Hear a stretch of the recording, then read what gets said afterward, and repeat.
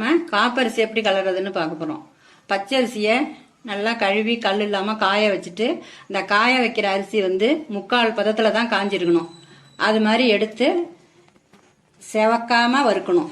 செவக்கக்கூடாது, ஆனால் வறுபட்டுருக்கணும். அது மாதிரி வறுத்து நல்லா ரவா மாரி மிக்சியில் போட்டு அடித்து வச்சுருக்கேன். அதேமாரி அடித்து வச்சுக்கணும். அடிச்சுக்கிட்டு இதை நல்லா சளிச்சிடணும். சளிச்சிட்டாக்கா மாவு கொஞ்சம் அடியில் இருக்கும். நான் வந்து கொஞ்சமாக உங்களுக்கு செய்யறதுக்காக கொஞ்சமாக ஒரு 3/4 காப்படி தான், ஒரு 200 கிராம் அரிசியை தான் நான் போட்டிருக்கேன். இதோ சளிச்சு அந்த மாவு வச்சுருக்கேன். இப்போ இந்த அரிசி வந்து ரவா மாரியே நல்லா நைஸாக இருக்குது. அதில் வந்து நல்லா வெந்நீரை கொதிக்க வச்சுக்கணும்.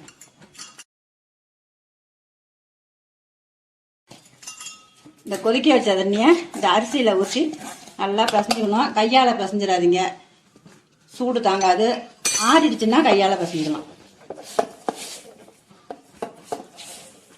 தண்ணியை லேசான சூடோ இல்லை பச்சை தண்ணியோ ஊற்றி கலரக்கூடாது. நல்லா தண்ணி கொதிக்க வச்சுருக்கணும். அந்த இப்படி இருக்கணும். இது மாதிரி வச்சு நல்லா அமுக்கி வச்சிடணும். அப்படியே அமுக்கி வச்சுட்டு பாவு பதம் பார்த்துக்குவோம். பாவு நான் ஏற்கனவே அடுப்பில் வச்சுருக்கேன்.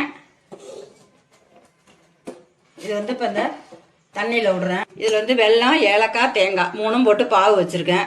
இதை 10 தண்ணியில் விட்டுருக்கேன். அந்த தண்ணியில் விட்ட பாவு கரையவே இல்லை. இதுதான் பதம் உங்களுக்கு. இந்த பதத்துக்கு இப்போ இறக்கி வச்சுக்கணும். காப்பரிசிக்கு இந்த பாகு பதம் தான். அடுப்பை அணைச்சிட்டு பாவு ஒரு 5 நிமிஷம் ஆற விட்டுக்கணும். இப்போ வந்து இந்த அரிசி வந்து நம்ம வெந்நீர் ஊற்றி கலர்னது நல்லா ஊறி நல்லா பொலன்னு இப்போ இருக்குது. இதில் கொஞ்சமாக பொட்டுக்கடலை போட்டுக்கலாம், நிலக்கடலை வேணாலும் போட்டுக்கலாம், முந்திரி வேணாலும் வறுத்து போட்டுக்கலாம். இதில் நான் வந்து பொட்டுக்கடலை கொஞ்சமாக போடுறேன். வறுத்த எள்ளு கொஞ்சம் போடுறேன், 1 ஸ்பூனு. நீங்கள் வந்து பொடி பண்ணதாக கூட போட்டுக்கலாம். நான் முழுசாக போட்டிருக்கேன். 2மே போடலாம். போட்டு நல்லா கலரிக்கணும்.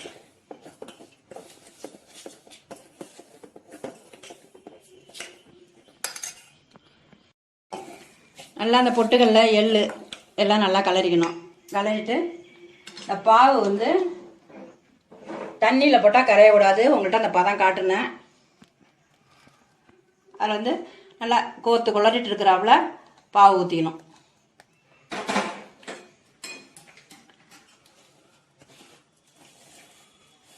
பாவு நல்லா வடிகட்டிட்டு 1 கிலோ அரிசி போட்டிங்கன்னு சொன்னால் அதுக்கு நான் எவ்வளோ ஒன்று சொல்லிடுறேன். நீங்கள் வந்து அதை போடுற அரிசிக்கு தகுந்தாப்புல வெள்ளத்தை பார்த்துங்க.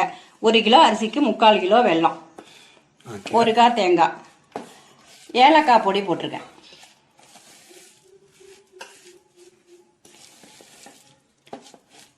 ஐஸாக இருந்ததுனால இப்போ காப்பரிசி இது வந்து 1 மாதம் இருந்தாலும் வீணாக போகாது. இது அப்படியே இருக்கும்.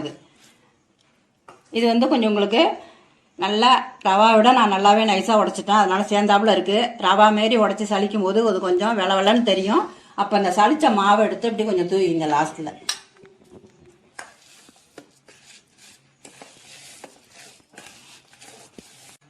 இந்த காப்பரிசியை வீட்டு தெய்வ வழிபாட்டுக்கும் குலதெய்வ வழிபாட்டுக்கும்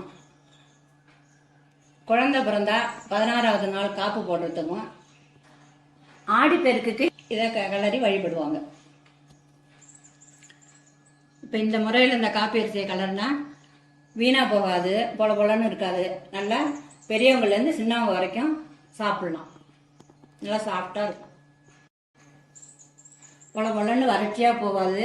இந்த அரிசி எடுத்துக்க இப்படி நல்லா இப்படி உருண்டுனோம்னாக்கா இது மாதிரி உருண்டை வரும். இந்த அளவுக்கு நீங்கள் பாவை ஊற்றி கலர்னீங்கன்னா அந்த அரிசி வீணாக போகாமல் இருக்கும். எக்காரணத்தை முன்னிட்டும் பச்சை தண்ணி ஊற்றி கலரிடாதீங்க. வெந்நீரை நல்லா கொதிக்க வச்சு தான் கலரணும். ஒரு 1/2 மணி நேரம் கலரி அமுக்கி வைக்கணும்.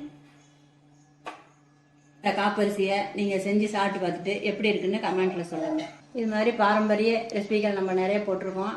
அதை நீங்கள் மிஸ் பண்ணாமல் பார்க்குறதுக்கு நம்ம சேனலை சப்ஸ்கிரைப் பண்ணிக்கோங்க. பக்கத்தில் இருக்கிற பெல் ஐக்கானையும் ப்ரெஸ் பண்ணுங்கள். அப்போ தான் நம்ம சேனலை மிஸ் பண்ணாமல் பார்க்கலாம். நன்றி, வணக்கம்.